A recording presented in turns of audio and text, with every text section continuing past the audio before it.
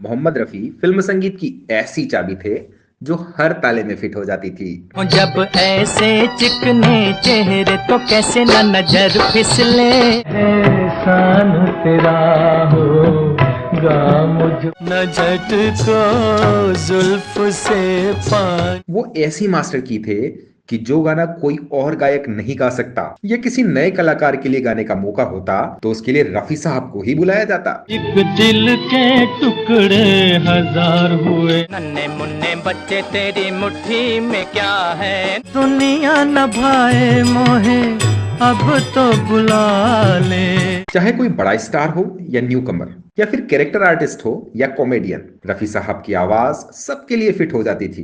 फूलों की रानी ने कहा मेरा जिगर गया जी, हम काले हैं तो क्या हुआ दिल वाले हैं, मेरी दोस्ती मेरा प्यार। रफी साहब अपने काम को पूरी शिद्दत से करते थे, लेकिन इसके अलावा वो संगीतकारों की सुविधा और बजट का भी बहुत ध्यान रखते थे। इसलिए ज्यादातर संगीतकार उन पर बहुत भरोसा करते थे और उन्हें पसंद भी करते थे।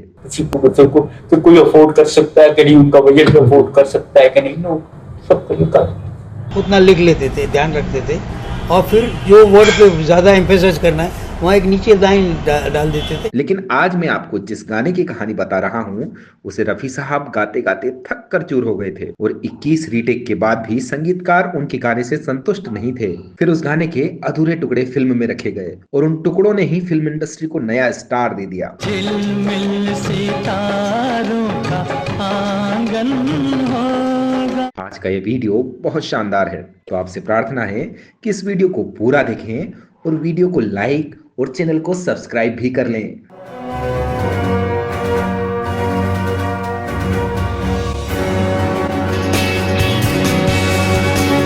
संगीतकार मोहम्मद जहूर हाशमी और मोहम्मद रफी की जोड़ी बहुत कमाल की थी और बहुत कामयाब जोड़ी थी।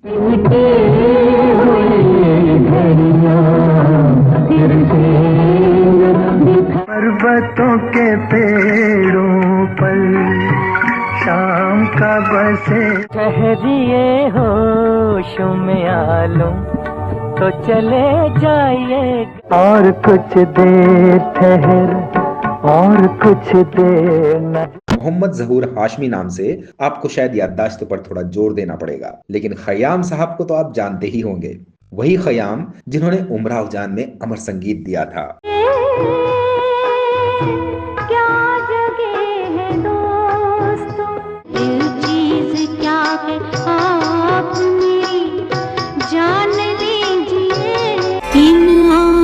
की मस्ती मस्ताने हजारों। 1960 के दशक में खयाम साहब को एक फिल्म मिली थी जिसका टाइटल था शोला और शबनम। जीत ही लेंगे बाजी हम तुम, खेल अधूरा छूटे। इसके लिए मशहूर शायर केफी आजमी साहब ने गाने लिखे थे और रफी साहब और लता जी लीड सिंगर थे। इसके अलावा खयाम साहब की पत्नी जगजीत कौर ने भी गाने गाए। ये ही मेन धर्मेंद्र की शुरुआती फिल्म थी। वो पंजाब से आए हैंडसम और बॉडी बिल्डर हीरो थे जो फिल्म इंडस्ट्री में अपने पैर जमाने की कोशिश कर रहे थे। आजा, कहीं अब न जा।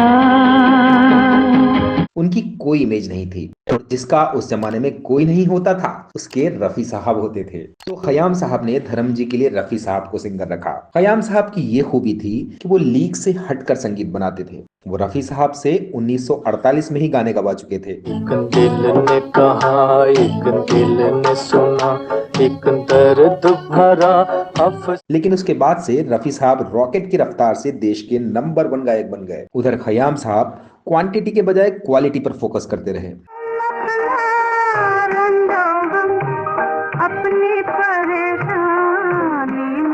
खयाम साहब को बाकी संगीतकारों से ये शिकायत थी कि उन्होंने रफी साहब की रेंज का फायदा उठाने के लिए उनसे ऊंचे ऊंचे सुर लगवाए और उन्हें लाउड स्पीकर बनाकर रख दिया। खयाम साहब ने अपने कई इंटरव्यू में ये बात रखी और कहा कि वो रफी साहब की आवाज का दूसरा पहलू सामने लाना चाहते थे। इसलिए उन्होंने शोला और शबनम में रफी साहब के लिए बहुत धीमा गीत रखा। इसमें कम से कम सांस का इस्तेमाल किया गया। राख के ढेर में शोला है ना चिंगारी।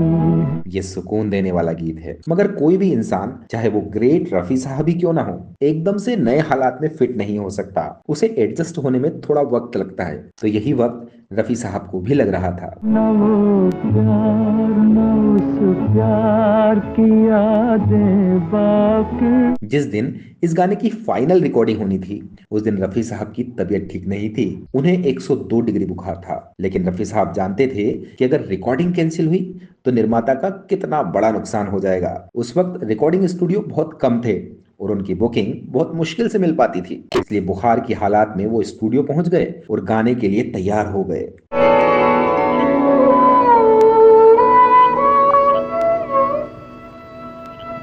मगर एक तो तबीयत खराब और दूसरा एकदम नए स्टाइल का गाना गाने में रफी साहब कंफर्टेबल नहीं हो पा रहे थे। आग यूं दिल में लगी, कुछ न रहा कुछ न बचा। खयाम साहब परफेक्ट म्यूजिक कंपोजर थे। वो चाहते थे कि ये गाना एक बार में और परफेक्ट तरीके से रिकॉर्ड हो जाए, इसलिए वो बार बार रीटेक करा रहे थे। आरज़ू जुर्म वफा जुर्म तमन्ना है गुनाह। ऐसा करते करते 20 रीटेक हो गए। लेकिन खयाम साहब जिस अंदाज में ये गीत रिकॉर्ड कराना चाह रहे थे वो नहीं हो पाया। रिकॉर्डिंग के दौरान फिल्म निर्देशक रमेश सहगल भी मौजूद थे और वो भी दिन भर की भाग दौड़ से थक चुके थे।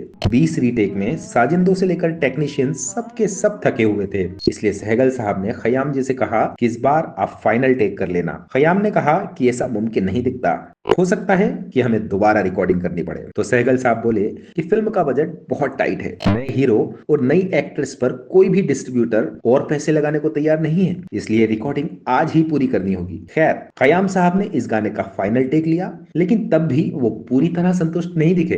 जाने क्या ढूंढती रहती है ये आंखें मुझ।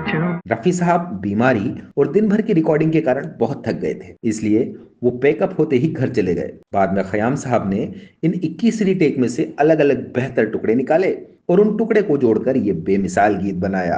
जाने क्या ढूंढती रहती है ये आंखें मुझ में। आज जब ये गाना सुनने में आता है तो लगता ही नहीं कि इस गीत को रफी साहब ने कितने मुश्किल से गाया था और खयाम साहब को इसमें कितने पेबंद लगाने पड़े थे। शोला और शबनम धर्मेंद्र की पहली सक्सेसफुल फिल्म थी जिसने उन्हें बॉलीवुड में स्थापित कर दिया। उनकी परफॉर्मेंस और गीत संगीत के कारण शोला और शबनम कई थिएटर में लगातार 15 हफ्तों तक चली थी। जाने क्या ढूंढती रहती है वो खयाम के पूरे करियर में सबसे बेहतरीन कामों में से एक माना जाता है। रफी साहब को भी इस खास गाने में बहुत तारीफें मिली। कई आलोचकों और दिग्गजों ने इस गाने को रफी साहब के सर्वश्रेष्ठ गीतों में से एक माना है। तो दोस्तों, आप इस गीत के बारे में क्या सोचते हैं? फटाफट अपनी राय दीजिए। ये वीडियो आखिर तक देखने के लिए आपका बहुत बहुत धन्यवाद दोस्तों।